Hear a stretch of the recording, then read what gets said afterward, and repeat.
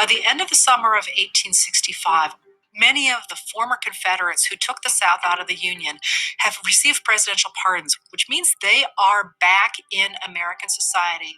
They could vote. They get to make whatever laws they want. And there's nothing you can do about that. In September, Johnson ordered Howard to restore almost all of the lands in the hands of the Freedmen's Bureau back to the Confederates he had pardoned.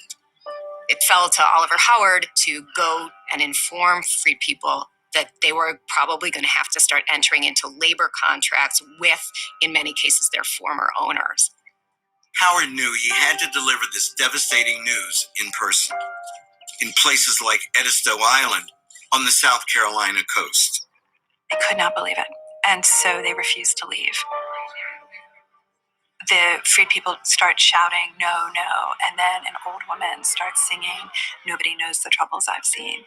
And everyone in this church starts singing that song. And Howard is just devastated. The Edisto Islanders desperately appealed directly to the president. We were the only true and loyal people that were found in possession of these lands. We have always been ready to fight if needs be to preserve this glorious union. Will a good and just government take from us all this right and make us subject to the will of those who have cheated and oppressed us? We look to you in this trying hour as a true friend of the poor and neglected race. Their plea went unanswered.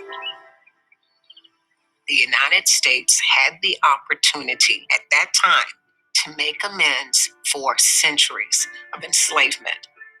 The United States had the opportunity to make it possible for the formerly enslaved people to be economically independent.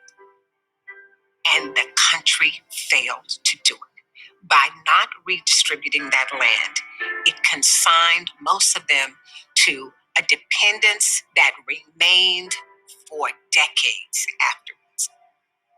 And we're still dealing with the fallout from that.